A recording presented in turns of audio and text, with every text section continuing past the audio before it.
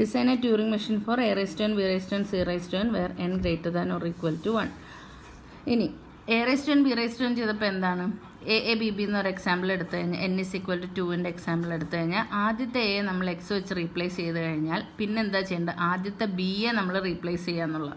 ആദ്യത്തെ b യെ y വെച്ച് റീപ്ലേസ് ചെയ്തു. അതിനുശേഷം വീണ്ടും നമ്മൾ ഇതിപ്പോൾ റൈറ്റിലോട്ട് മൂവ് ചെയ്തിട്ടാണ് നമ്മൾ ചെയ്തത്. അത് കഴിഞ്ഞിട്ട് പിന്നെ എന്ത് ചെയ്തു, ഇയാൾക്ക് വൈ ഇട്ട് കഴിഞ്ഞിട്ട് പിന്നെ നമ്മൾ ലെഫ്റ്റ് മൂവ്മെൻറ്റ് തുടങ്ങി.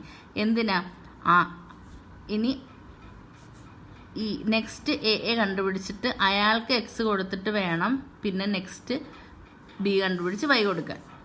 ഇതാണ് ചെയ്തത്. അപ്പം ഈ കേസിൽ ആദ്യം എക്സ് ഇട്ടു, ഇവിടെ വൈ ഇട്ടു, പിന്നെ ഇങ്ങോട്ട് പോയാലേ ലെഫ്റ്റിലോട്ട് പോയാലേ അടുത്ത എ കണ്ടുപിടിക്കാൻ പറ്റുള്ളൂ. അതേസമയം a raised to n, b raised to n, c raised to n എന്ന് പറയുമ്പോൾ a b b c c. അപ്പം ആദ്യത്തെ എ കണ്ടുപിടിച്ചു, നമ്മൾ എന്ത് ചെയ്ത് എക്സ് വെച്ച് റീപ്ലേസ് ചെയ്തു. രണ്ടാമത്തെ സ്റ്റെപ്പിൽ എന്ന് വെച്ചാൽ അടുത്ത ബി കണ്ടുപിടിച്ചു, അയാളെ നമ്മൾ വൈ വെച്ച് റീപ്ലേസ് ചെയ്തു. അത് കഴിഞ്ഞിട്ട് ലെഫ്റ്റിലോട്ട് പോയാണ് നേരത്തെ ചെയ്തത്. പക്ഷേ ഇവിടെ ആരും കൂടെ ഉണ്ട്, സിയും കൂടെ ഉണ്ട്. അതായത് എത്ര എ ഉണ്ടോ അത്രയും തന്നെ ബിയും സിയും ഉണ്ടെന്നാണ് പറയുന്നത്. അപ്പം ഫസ്റ്റ് എ കണ്ടു, പേര് മാറ്റി. നെക്സ്റ്റ് ഫസ്റ്റ് ബി യെ കണ്ടു, പേര് മാറ്റി. അതുപോലെ ഫസ്റ്റ് സി യെ കണ്ടു, എന്ത് കൊടുക്കണം, പേര് നമുക്ക് ഇസഡ് എന്ന് കൊടുക്കാം. അപ്പം നമ്മുടെ ഓരോരുത്തർ ഒരു എയും ഒരു ബിയും ഒരു സിക്കും ചേഞ്ച് സംഭവിച്ചു. ഇനി എന്ത് ചെയ്യണം, ഇനി നമ്മൾ എ കാണണമെങ്കിൽ നമ്മൾ എങ്ങോട്ട് മൂവ് ചെയ്യണം, ഇനി ലെഫ്റ്റിലേക്ക് മൂവ് ചെയ്യണം.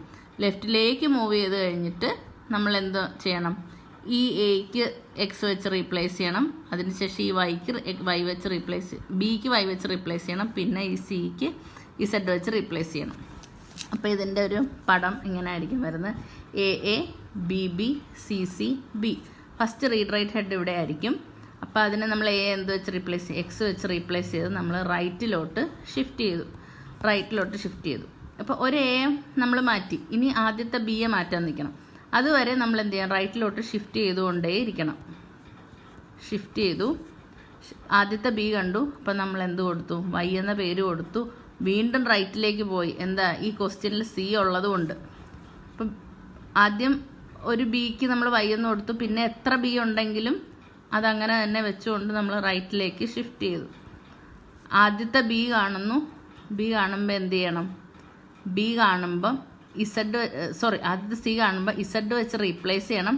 എന്നിട്ട് ഇനി എന്താ, ലെഫ്റ്റിലേക്ക് പോകണം. ബാക്കിയുള്ളവർ അങ്ങനെ തന്നെ എഴുതണം.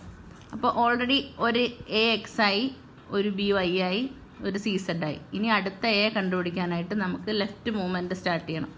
അപ്പം എന്താ, ലെഫ്റ്റിലോട്ട് പോകുമ്പം ഇവിടെ വരും, പോരാ, എക്സ്ട്രീം ലെഫ്റ്റിലോട്ട് പോകണം. അപ്പം നെക്സ്റ്റ് സ്റ്റെപ്പിൽ ഇങ്ങനെ വരും, പോരാ, വീണ്ടും ലെഫ്റ്റിലോട്ട് പോകണം. അപ്പോൾ എന്ത് വരും, A Y B Z C B. Okay, ഇനി ലെഫ്റ്റിലോട്ട് പോകാനൊന്നുമില്ല, നമ്മൾ എക്സ്ട്രീം ലെഫ്റ്റിലെത്തി. അപ്പോൾ ഇനി എന്താണ്, റൈറ്റ് മൂവ്മെൻറ്റ് സ്റ്റാർട്ട് ചെയ്യണം. റൈറ്റ് മൂവ്മെൻറ്റ് സ്റ്റാർട്ട് ചെയ്യാനായിട്ട് എക്സിനെ വായിക്കുമ്പം ഒന്നും ചെയ്യാതെ അങ്ങനെ തന്നെ ഇട്ടിട്ട് ജസ്റ്റ് ആരോ ഹെഡ് മൂവ് ചെയ്തു. എന്താ, എ കാണുന്നു, എ എക്സ് വെച്ച് റീപ്ലേസ് ചെയ്യുന്നു. ആരോ ഹെഡ് റൈറ്റിലേക്ക് ഷിഫ്റ്റ് ചെയ്യുന്നു. വൈ കാണുന്നു, ഒന്നും ചെയ്യണ്ട, ആരോ ഹെഡ് ഷിഫ്റ്റ് ചെയ്യുന്നു, റൈറ്റിലേക്ക് പോകും. ഇനി ബി കാണുമ്പോൾ എന്ത് ചെയ്യണം, ബിയെ നമ്മൾ വൈ വെച്ച് റീപ്ലേസ് ചെയ്യുന്നു, റൈറ്റിലേക്ക് ഷിഫ്റ്റ് ചെയ്യുന്നു. ഇസഡ് നെക്സ്റ്റ് ഇസഡ് കാണുമ്പോൾ എന്ത് ചെയ്യണം, പ്രത്യേകിച്ച് ഒന്നും ചെയ്യണ്ട, റൈറ്റിലേക്ക് ഷിഫ്റ്റ് ചെയ്തു. ഇനി നെക്സ്റ്റ് എന്താ, സി കാണുമ്പോൾ നമ്മൾ X X Y Y Z. അത് കഴിഞ്ഞിട്ട് ലെഫ്റ്റ് മൂവ്മെൻറ്റ് തുടങ്ങും. ലെഫ്റ്റ്. ഇനി ഈ ലെഫ്റ്റ് മൂവ്മെൻറ്റ് എവിടം വരെ പോകണം, ഇങ്ങനെ അറ്റം വരെ പോകണം. അപ്പം അങ്ങനെ പോയി ഇപ്പോൾ ഇവിടെ എത്തും, ഇവിടെ നിന്ന് ഇവിടെ വരും, ഇവിടെ നിന്ന് ഇവിടെ വരും, ഇവിടെ നിന്ന് ഇവിടെ വരും. അങ്ങനെ ആരോ ഹെഡ് ഇവിടെ എത്തും. X X Y Y Z blank. ഇനി വീണ്ടും റൈറ്റ് മൂവ്മെൻറ്റ് തുടങ്ങും. എക്സ് കാണുമ്പോൾ എന്ത് സംഭവിക്കും, വൈ കാണുമ്പോൾ എന്ത് സംഭവിക്കും, ഇസഡ് കാണുമ്പോൾ എന്ത് സംഭവിക്കും. അങ്ങനെ ബ്ലാങ്ക് കണ്ടു കഴിയുമ്പോൾ ഈ സ്ട്രിങ് അക്സെപ്റ്റ് എന്ന് വരും.